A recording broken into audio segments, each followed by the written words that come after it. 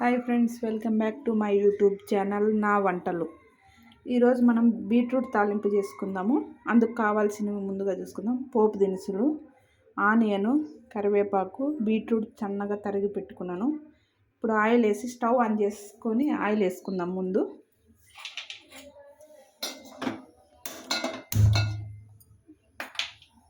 Okay, stove పెట్టుకున్నాం కదా, oil వేసుకుందాం మమ్మల్ని.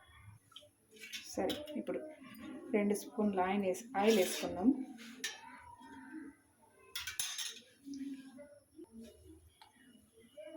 ముందుగా పోపు వేసుకున్నాము. ఆవాలు, జీలకర్ర వేసుకున్నాం కదా, అలాగే కొద్దిగా కరివేపాకు వేసుకున్నాము. అలాగే ఆనియన్స్ వేసుకున్నాము.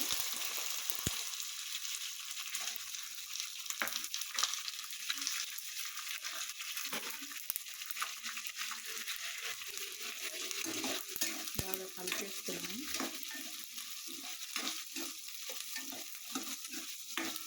ఒక నిమిషం పాటు ఈ ఆనియన్స్ వేయించుకున్నాము. ఓకే, ఒక నిమిషం పాటు వేగేసాయి కదా. ఇప్పుడు మనం దీంట్లో బీట్రూట్ వేసుకుందాం. బీట్రూట్ వేసుకొని మగ్గించుకుందాము. నేను సన్నగా కట్ చేసి పెట్టుకున్నాను కదా, ఈ ఆయిల్లోనే మెత్తబడతాయి. కాసేపు మధ్యలో కలుపుతూ ఉండాలి, అప్పుడు మెత్తగా ఉడుకుతాయి.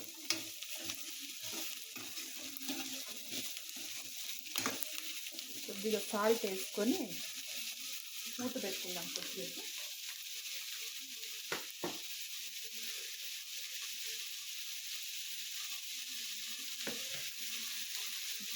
సాల్ట్ వేసుకుందాం కదా, బాగా కలిపేసుకొని మూత పెట్టుకుందాము.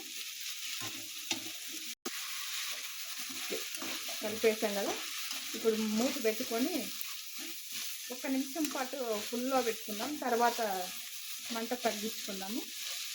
ఓకే, మూత పెట్టేస్తాము. ఫుల్ ఫ్లేమ్ మీద పెట్టి. ఓకే, ఇప్పుడు మూత తీసి ఒకసారి మళ్ళీ కలుపుకుందాము. ఆయిల్లో మెత్తబడిపోతుంది, దీనికి ముందే ఉడకబెట్టుకోవాల్సిన పని లేదు. కొంచెం మీడియంలో పెట్టుకుందాం. ఈసారి మీడియంలో పెట్టుకొని 1 నిమిషం వేగించుకుందాము. మంట మీడియంలో పెట్టాను. మళ్ళీ ఇంకోసారి మూత పెట్టి చేసుకుంటే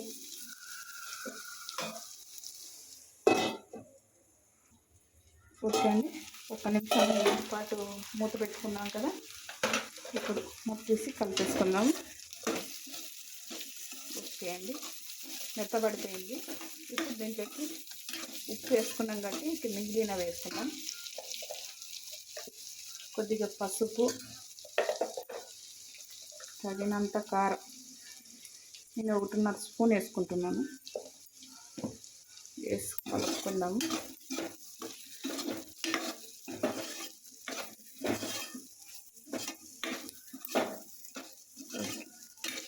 కలుపుకున్నాం కదా,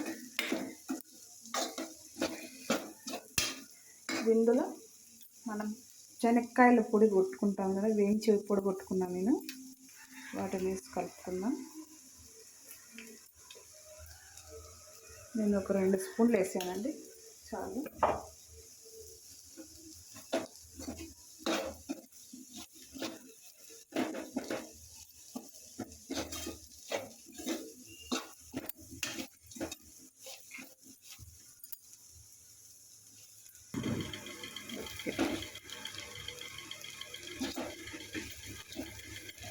కలిపేసుకున్నాం కదా, చివరిగా కొత్తిమీర జల్లుకొని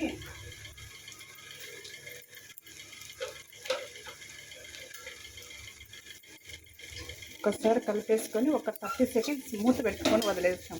అంతే అండి.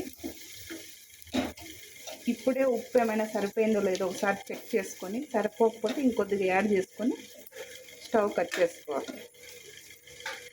ఒక 30 సెకండ్స్ మూత పెట్టుకున్నాం.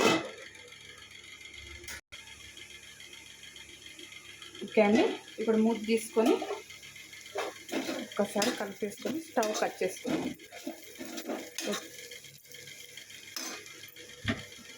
ఓకే అండి, అంతే. వేడివేడిగా బీట్రూట్ తాలింపు రెడీ అయింది. సింపుల్గా చేసుకోవచ్చండి. ఒకసారి మీరు కూడా ఇలా ట్రై చేసి ఎలా వచ్చిందో నాకు కామెంట్ చేసి చెప్పండి.